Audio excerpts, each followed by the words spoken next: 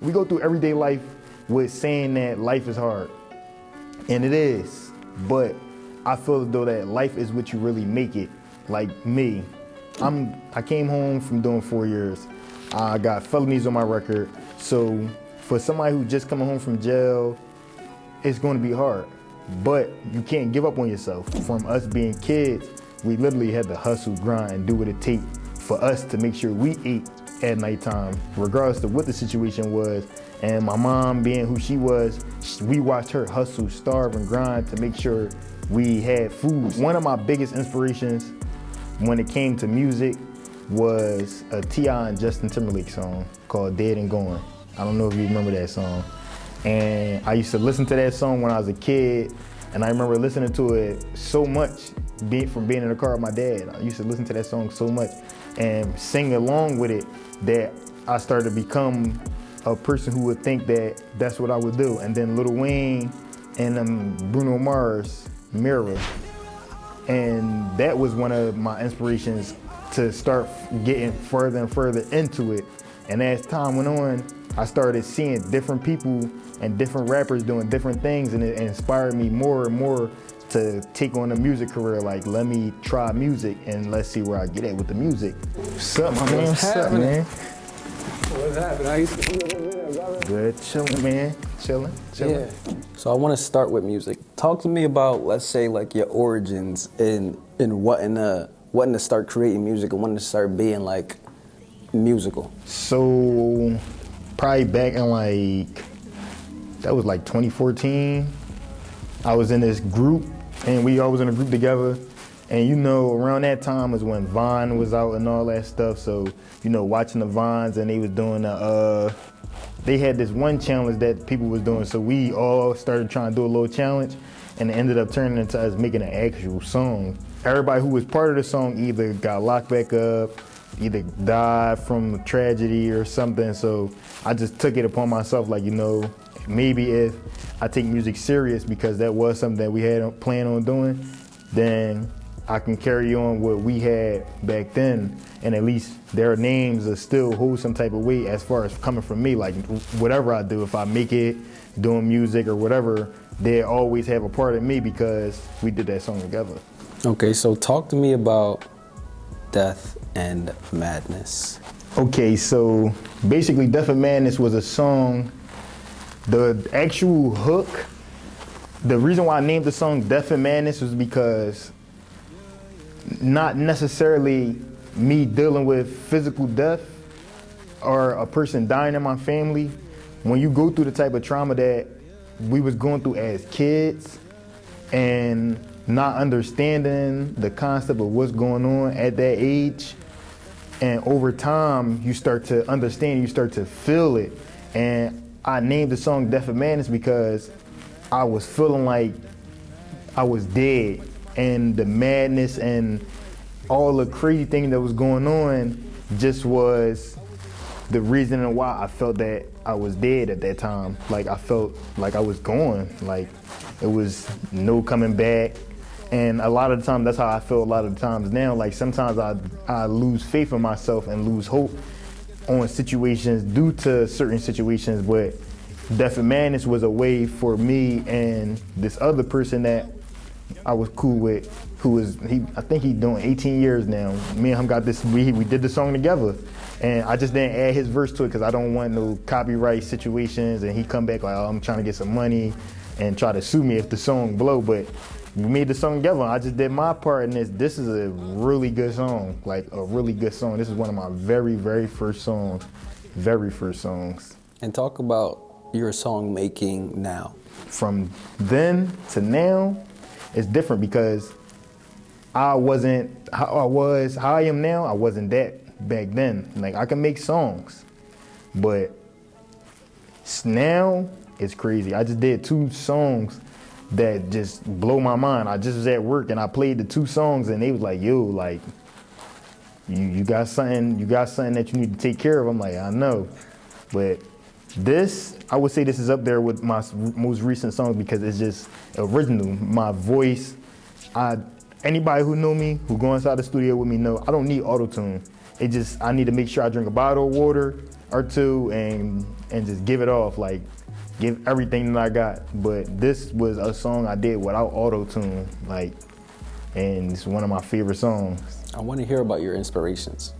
I would say my inspiration, one of my biggest inspirations when it came to music was a T.I. and Justin Timberlake song called Dead and Gone. I don't know if you remember that song. And I used to listen to that song when I was a kid, and I remember listening to it so much from being in the car with my dad. I used to listen to that song so much and sing along with it that I started to become a person who would think that that's what I would do. And then Lil Wayne and Bruno Mars, Mirror. And that was one of my inspirations to start getting further and further into it. And as time went on, I started seeing different people and different rappers doing different things, and it inspired me more and more to take on a music career. Like, let me try music and let's see where I get at with the music. Inspiration as far as my life and what I want to be in life, as where I want to be at, anything. I'd say my friend, I call him O-Dog. I watch him every day. Like, we go through everyday life with saying that life is hard. And it is, but I feel as though that life is what you really make it. Like me, I came home from doing 4 years. I got felonies on my record. So for somebody who just coming home from jail, it's going to be hard. But you can't give up on yourself. If you give up on yourself and you don't stay focused and stay on that path of, oh, it's time for me to make a change, because being locked up, it ain't easy, and it's not where you should want to be at. So I wouldn't say that life is necessarily hard. It is what you make it, because you could be anything you want in life. It's people who coming home from doing 15 years, 10 years, who got construction jobs, who got music careers now, who taking on, creating their own businesses. So you can be whatever you want in life, and you can have whatever you want in life. It's just about how you go about it. And I remember from us being kids, we literally had to hustle, grind, and do what it takes for us to make sure we ate at nighttime, regardless of what the situation was. And my mom, being who she was, we watched her hustle, starve, and grind to make sure we had food. So watching that, and then seeing how he take on life now from how we was as kids, and watching my mom, those are my biggest inspirations as far as life. Like my homie and my mom, watching how I grew up watching my mom, and now I'm watching my homie. I came home and I'm watching how he move, and it's like, yo, you can be whatever you want. Like, I came home, it's hard. It's gonna be hard to get a job, but there are jobs, good jobs that hire felons, whether it's $15 an hour, 16, 17, 18, 20, no matter what it is. There are jobs that hire, and then once you get that job, you have to tackle whatever task it is that you need in life to stay focused and look at the bigger picture of life, because some people don't look at the bigger picture. And that's why people go down the roads that they go down. Like, I don't judge nobody for anything. Homeless, rich, whatever you got going on, I can't judge you because I'm not perfect. And I see homeless people every day. I would take it out of my kindness. I literally, before I got here, the homeless lady was just in the store asking me, can I buy her some Skittles? She said, yeah, can you buy me some Skittles, handsome? Let me give you $1 for some Skittles. I gave her $5, but you know, I see the things that go on in everyday life, and you know, you got those people who see a homeless person and be like, oh, go get a job. And you know, yeah, it's like, go get a job, and it's hard, you know what I'm saying? But you don't have people who tackle life how everybody tackle life. Like me, being the person that I am, I could have gave up a long time ago. Like, some people just, their mental state don't be there for them to tackle life how everybody tackle life. Their inspirations and their motivation don't be there because they don't have people in their life that motivate them. They don't have people in their life or things around them that inspire them. Like, they may see a rapper or see people walk the streets who got money or look like money, and they might ask them for change, and that person might shoot them down, and that might have been their inspiration, like, oh, I want to be like this person. But once you shoot that person down, they probably like, yo, I don't even want to be like him no more. Like, he just ignorant and rude. So I carry myself away to where as though I can be somebody's inspiration one day. I can be somebody's motivation one day. Like, you know, some people just don't tackle life how we tackle life. I want to talk about some of your challenges and, you know, what you did to overcome them. One of the biggest challenges I had in life was so I got arrested in 2020. Back in about 2022, I got transferred from Philadelphia County to Delaware County for a case. And I didn't know. To my knowledge, my lawyer knew, didn't tell me. My mom found out, and my mom had to tell me after the fact because she didn't want me to react in a way that had me stressed out, sad, because, you know, being in jail, once you hear those type of deals, it'll break you mentally. And the biggest challenge for me was I was fighting a case for so long and they didn't have no evidence. And the deal that they wanted to offer me was 55 to 70 years. And it was challenging because it was like, you know, I'm away from my family. I don't have no kids. I have this girl that I truly, dearly love, and we've been rocking with each other for years. And I can't see myself being away from her for any longer. I just want to go home. And that was one of my biggest challenges. Like, and every day I used to tell myself, like, it's over with. Like, I'm not getting out of here. And I end up going into a courtroom, and I just basically got up there and I spoke to the judge, like, listen, man, like, you know, the biggest problem in everyday society is you judge a book by its cover. And yes, when you get arrested, whatever charge you have, they look at the charge and then they look at you and they make you look like this is the crime that you committed. Some people are incarcerated right now for things they may not have done.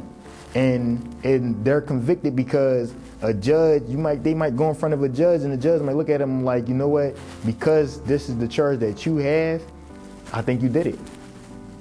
And that was a challenge for me because every time I went in front of that judge, we never locked eyes, we never spoke. And I was going in front of this judge for about 3 years and he never spoke to me and he never looked at me or anything. And that specific day that I went into there, I remember standing in front of him and looking, and I'm like to the judge, like, you know, you haven't looked at me since I came into this courtroom for 3 years. And he didn't ask me to speak. I just spoke up. You haven't looked at me for 3 years that I've been coming in here and fighting this case. And, you know, it's not your job to look at me. It's your job to sentence me. It's your job to hear the case and determine if the case goes to the next level or not.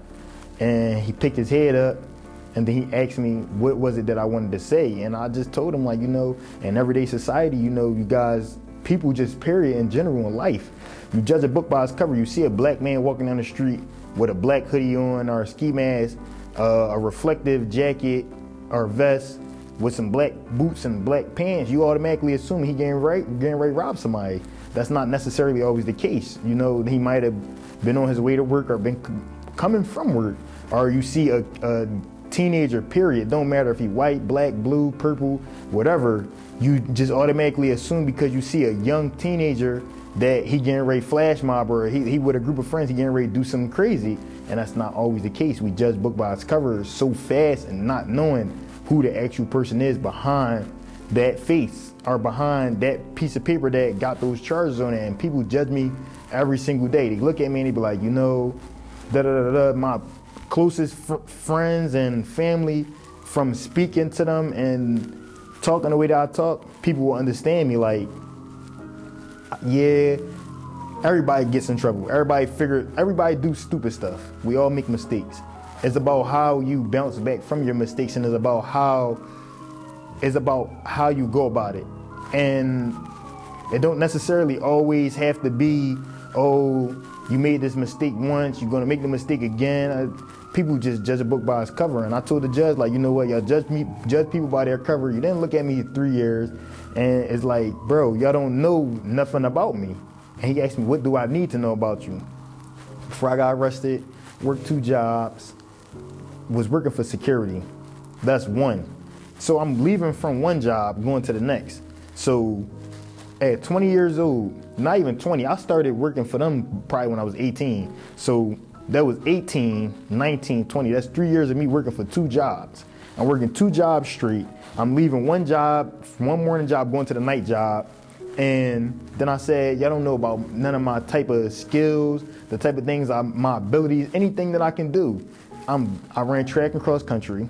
I know how to weld. I know how to put sheetrock up, clean windows. I know how to strip floors, wax floors. I know how to do so much stuff. And I'm like, y'all sitting here judging me and saying that I robbed somebody, right? And the only thing that I'm really good at with my hands, you think I'm good at robbing people with my hands, the only thing I'm really good at with my hands physically is creating things. I have literally so many different projects that I put together by myself from scratch with my hands. But yet you sit here and say that because I'm a black man that I robbed this man. Or the guy who got robbed said it. He said, no, I don't know. He looks like. So I look like another black man. So because I look like that man, that I'm being convicted of a crime that you think that I did because you're judging me. You didn't ask me any questions. You didn't look at me. And it took for me to speak up and to give him a whole rundown of my background for him to actually understand and actually give me a better deal and a better chance and a second chance at life. I want you to talk to me about some of like your next steps in music, in what you want to do with your artistry. Music, next step. As far as my next step in music, I'm working towards something big. As far as I'm basically trying to change the how can I put this? Not the way that I rap, but the way that I rap. If you understand what I'm trying to say. Like, I'm trying to go from one flow of how I used to be to something way, way better. Like, I'm not a regular, regular rappers. Some rappers, you got the rappers who just rap. You got the rappers who freestyle. And I'm like one of them. I won't consider myself a rapper. I would probably consider myself like an artist. I take my time. I sit and actually make a song. Like, not a rap, a song. You feel me? So next steps for me would be to maybe working harder towards coming up with some better songs and making an actual hit that go up, like get up there for real. So now this is your camera, and I want you to look at this camera and tell people where they can find you, what song is coming next, or anything of that nature. Find me, Miko Sav on the gram, MIKO_SAV. Next song that y'all gonna hear from me, it's called The Savage, and I got something called Show No Love that's in the woodworks, but we gonna hold off on the Show No Love because I got something on there that a certain person wanted and he ain't getting it. I'm not gonna throw no shade or no elbows or nothing, but you know. I feel you. Well, it was amazing to have you here, and I want to say thank you again. Hell yeah. I'm good. That was great. That was like 40 minutes worth of conversation. We'll trim it down. We'll get a bunch of good stuff out. I threw a good shot. I threw a great shot. Great shot at Keith. That's why he's sitting back there confused.